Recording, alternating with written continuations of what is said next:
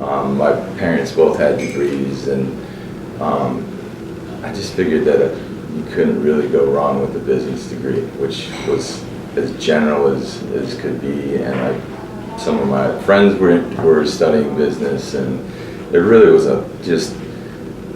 I didn't really know what I wanted to do, you know. And it hit me literally the day or the week that I graduated, that when I started thinking about what that meant to be a business person, like going and buying a suit, going to interviews, and I just realized that wasn't something that represented who I was. It was some sort of an idealistic notion of what I thought a responsible person should or could be, and thankfully that just didn't appeal to me, and I decided that I needed to figure out something else to do with my life. And really, when I went into the Peace Corps, I went in as a small, it was called microempresas, small business program. So I was doing business, but the business that we started with was with a group of women, and we started a group tie-dyeing clothing and selling the tie-dye clothing to retailers in the tourist areas. So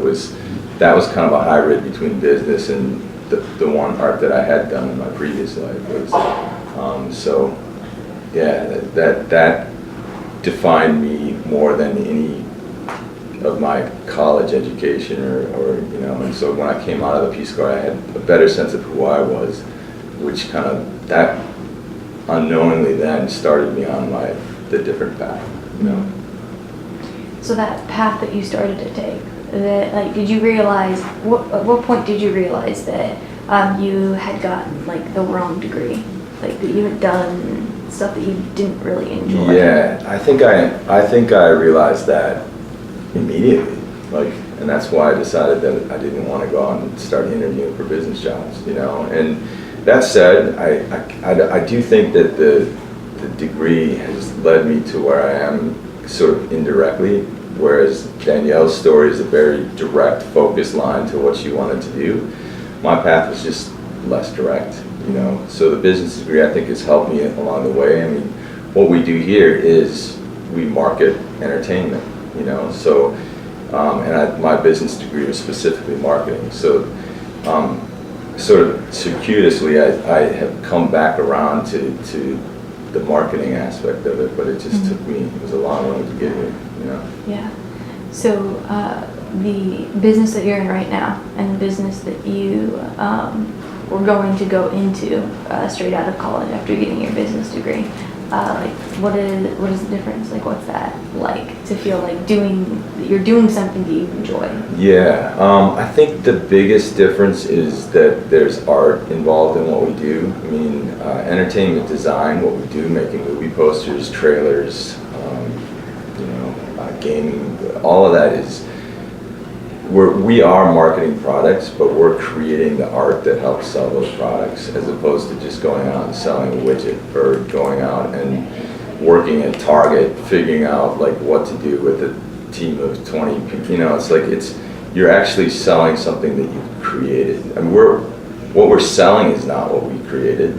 I mean, you guys are creating what we're selling, but we're selling we're creating the poster that helps, or the trailer, or you know, whatever it may be. We're creating that. So there's passion in the creation of that, which to me is what I lacked, or what I felt like I would lack if I just went out and sold something that I didn't believe in, or sold somebody else's product. I feel like we're actually creating the art, but we are creating the art that helps sell the product.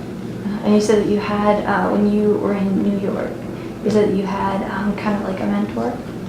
I would say that my first mentor was my first teacher.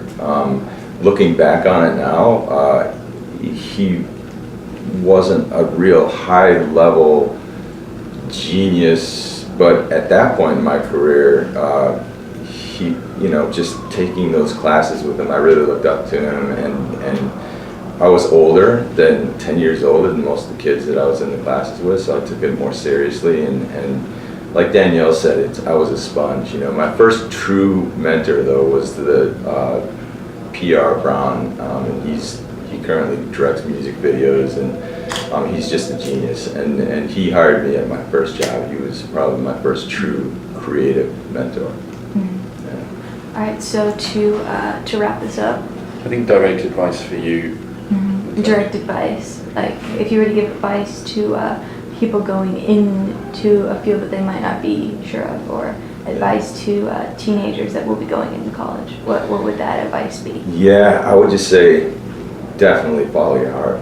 Like, that was something that you know, you guys are all in a position right now where you guys have a better sense of what you want to do than I was when I was your age. But and so I just kind of followed what I thought was people would expect of me, you know. And it wasn't until my late 20s that I started realizing that, you know, you have to find passion in what you do. And if thinking forward, if what you're looking into doing, if that doesn't like stir you, doesn't like, if it's not something you feel like you need to do and you would love to do every day of your life, then I would just be patient and wait until you found something that really stirs you, you know. And then once you do find that, then just go full on.